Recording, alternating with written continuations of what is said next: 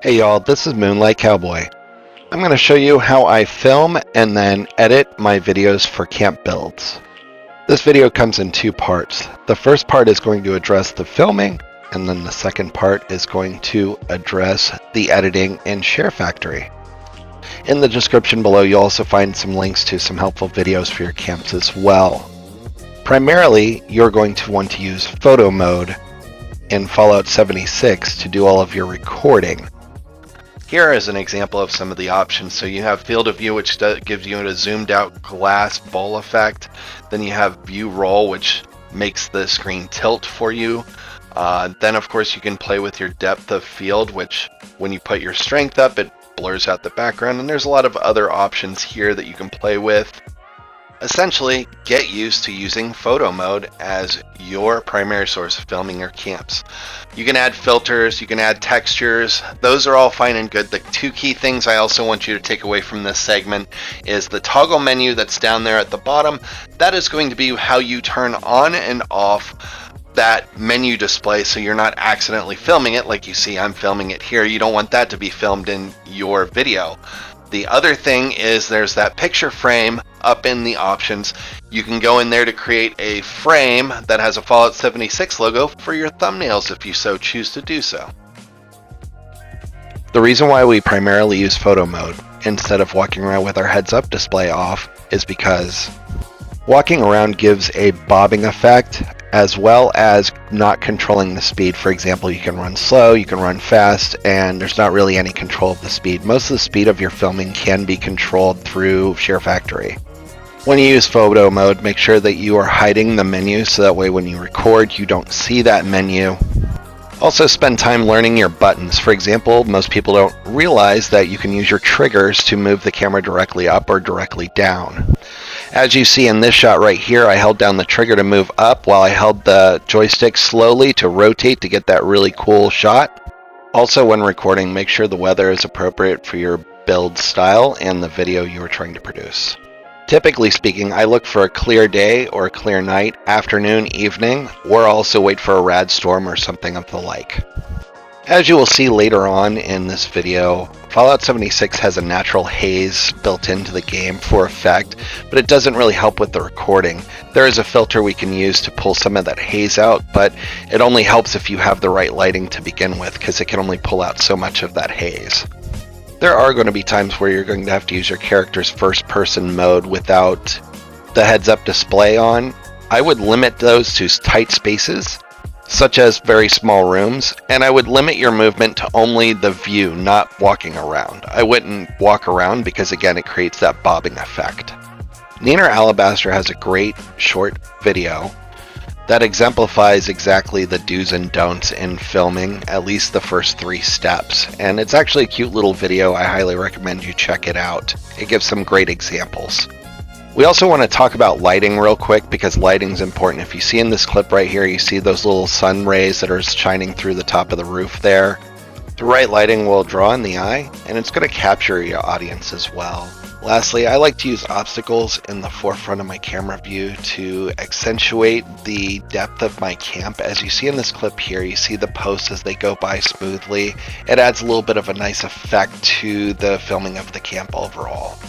For those of you who are still with me, congratulations, we're on to part 2. So in part 2, we're going to attack ShareFactory and how I do the ShareFactory portion of my camp video production.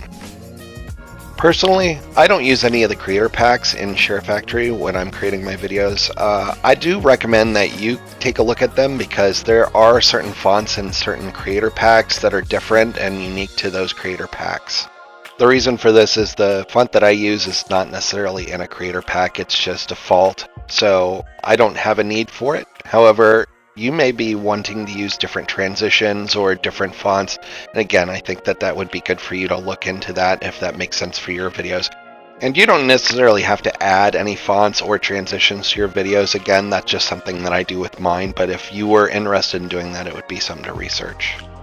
If you notice, I'm adding all of the clips to my video. All my clips typically are 15 seconds long, and the reason for this is I can capture everything that I need to in just 15 seconds. Typically speaking, if I need to run longer, I can run as long as 30 seconds, unless I'm doing a tutorial, which I'll just record the whole thing, and then after that, I will then use that and edit pieces of that to create my tutorial. Right now I'm just changing the name to my video. You don't have to change the name to your video. You can do it before you upload it to YouTube or even after you upload it to YouTube. I just do this so it doesn't get mixed in with my other videos that I have saved onto my PS5. Typically I like to use names that flow off the tongue. For instance, this one's going to be called Vista Veranda. That's because it has a great view of the surrounding area and that it has a huge porch. If you're looking to get an intro like the one that I have, you're welcome to make one. You can do it from your phone. I did mine from my phone. There's plenty of apps that you can use on Android. I used one called Intro Maker, and then I just used a USB flash drive and transported that over to my PS5. You can also use the photo mode and a frame in that photo mode in Fallout 76 to create your thumbnail. Just take a picture of it with Fallout 76 with a nice view of your camp. Then you can add whatever text you want in ShareFactory. Once you have all of your clips that you want to use for your project, you're going to go around and start splitting your clips. So when you're recording, you're obviously going to hit some snags. There's going to be parts that you don't want to record, or when you're sliding over and you're using your photo mode, it's going to start jumping once you get to the end of the range that your photo mode will go. So I start clipping those out pretty much the very first thing when I'm making the video. As demonstrated here, all I'm doing is I'm finding the part of the clip that I don't want to use, I'm splitting it off, and then I'm deleting the undesirable portion of that clip. I'm going through each of the clips and I'm doing the exact same thing for all of them. This is the most tedious part of the process. It's the most mundane, so I always try and get this out of the way early, so that way I don't have to worry about it later and I can do more of the fun things. Like, as you'll see, we'll edit music, we'll put on filters, we'll add some text. That part is fun. This part is really mundane, so we're going to skip ahead here and go to the next part. So here we're at the next step. The next step is getting our clips in order. So we're going to go and put them in more of a timeline of how somebody would tour the camp if they were at your camp. Then it's on to sorting the clips by interior and exterior. I move my interior clips to the front and leave my exterior clips in the back. The reason I do this is so that way I can start sorting the interior clips by the way that I want the video to flow. Then I go through my exterior clips, find the ones that are my favorite, and I'll move those to the front of the video. Those will be the highlight clips, as when people are watching my video, they get kind of enticed to continue to watch through the meat and potatoes of the tour and then the extra clips at the end. The next thing I do is some of the clips that I have are going to end up being a little drawn out. So when I mentioned earlier in the video, we can control the time of those clips. I can use Time Bender to move them to 2 times if for some reason I feel like they're going long. The other thing I can do too is I can split a clip like you see here, and I can do half and half. So say I want somebody to see the entire clip, but part of the clip seems to be running a little long. I can move the first part of the clip to be faster and then the second part to be slower. And it's a really nice effect there as well. So you can split the clip, run 2 different speeds on 2 different parts of that clip to get a really cool slow down effect. I really like that. I don't see a lot of people using it. I think it's a really neat feature. Also, as I'm demonstrating right now, what I will do sometimes is I will reverse the direction of the clip using playback. The reason for that is occasionally I like the way the clip looks, but I need it to change directions and go in reverse because maybe I want to focus on an object. For example, in this clip, I wanted to bring that clip to where it was initially going up. I wanted to bring it down, the view, so that way it would focus on this door right here, because the very next clip will be me going after that door, entering it, detailing it, etc. So I changed that direction of the clip so that way it drew you into that door. If you ever have to change the speed of a clip that you just reversed, it's going to look really choppy, but don't worry, that'll fix itself in rendering. So now, once you have all of your clips split, and you have them in the order that you want, you have the speed of how you want each clip to be presented. Now we're on to adding the filters. So the filter is going to help pull out some of that haze. It's also going to help sharpen some of the lighting that you will see. And coming up here, we have an example in just a minute of what that looks like compared to if we do not add the clarity filter to a clip. On this clip, I decided to change the speed of part of the clip, so I split the clip and I made the first part of the clip faster and the second part of the clip normal speed. When you split a clip, it automatically removes the filter on the second part of the clip that you split. So for this clip, as you see right now, I'm moving it over and you see one which is kind of foggy and one that's got a little bit of clarity. So as you see with this clip, I split the clip, and then the second half of the clip has a little bit of haze. The first half of the clip has no haze. So to reiterate, I really highly recommend using the clarity filter whenever you're doing anything on ShareFactory. It's going to make the lighting pop a little bit. It's going to make all of your angles look a little sharper. It's just overall a really good filter to use. All right, now that we've added our filters, it's time to add some text. So we don't always have to use text. In fact, some of you might prefer not to use text. I prefer to use text because oftentimes I may be coming home at odd hours from work. I don't always want my wife to have to hear me recording videos at odd hours of the day. And although I feel like I sound like Morgan Freeman, I don't know if my voice is conducive to the entire population watching me, right? So with that said, I'm going to add text. So the first thing I'm doing, as you see, is I like to add the name of my camp to the first clip. I will add all of the text. I also like to put what number camp it is. Once you get over like camp 100, it's kind of nice to be able to go back and research what camps you've had up until this point.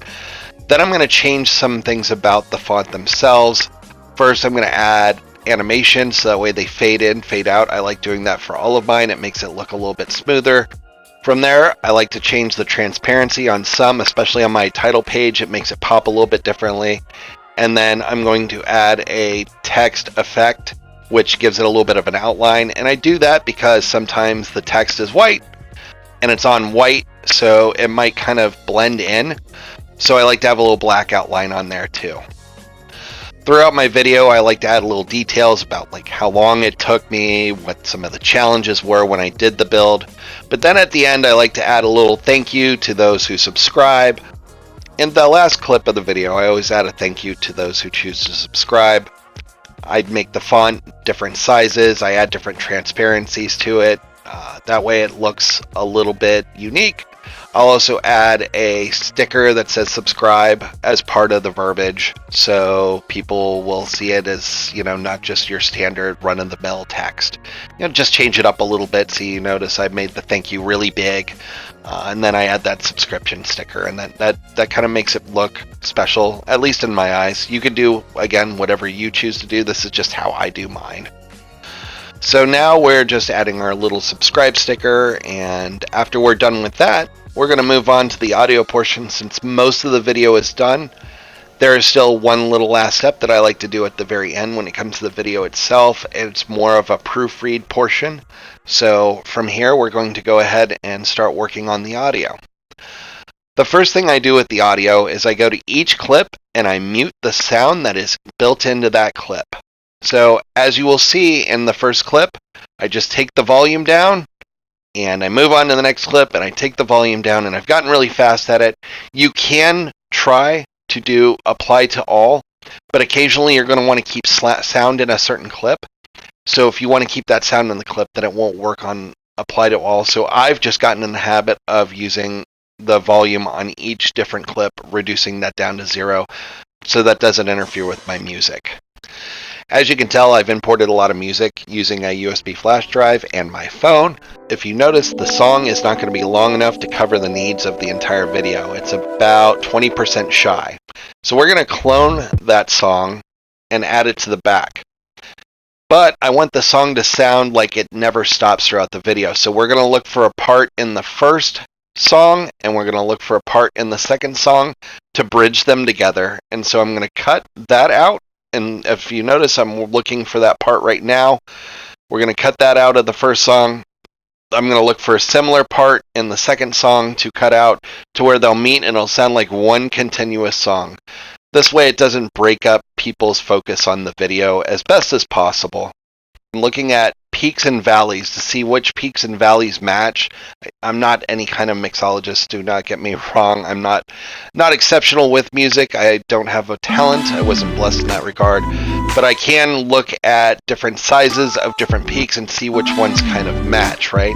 So right now I just found one on the first clip and I'm looking in the second clip to see if I can find that match. So we're going to go ahead and cut that. We're going to move this clip over and we're going to see if this sounds correct.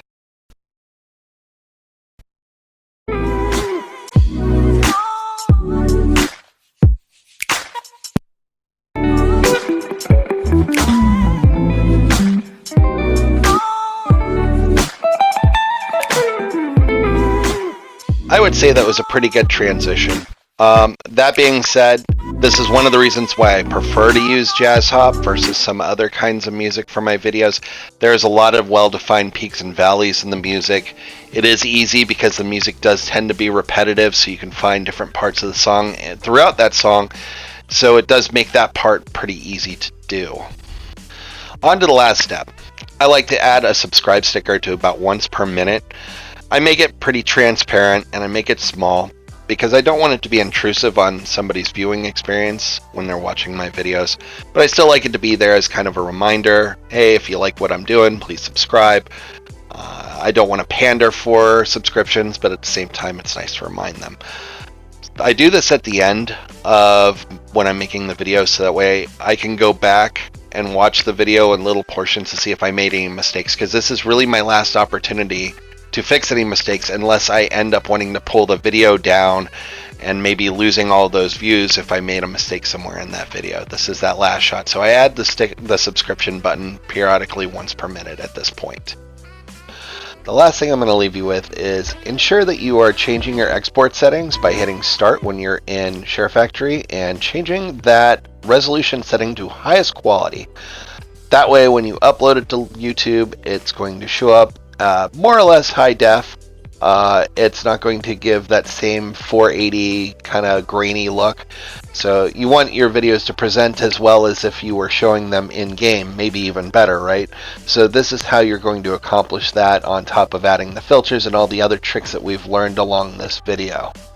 I hope you were able to find the content in this video helpful for those of you on PlayStation trying to use ShareFactory to make your videos. If you liked this video, if you found it helpful, feel free to give me a subscribe, a like, something, or if you have feedback that I could have done better, please feel free to add that as well. Thank you all very much for taking the time to watch this, and stay blessed.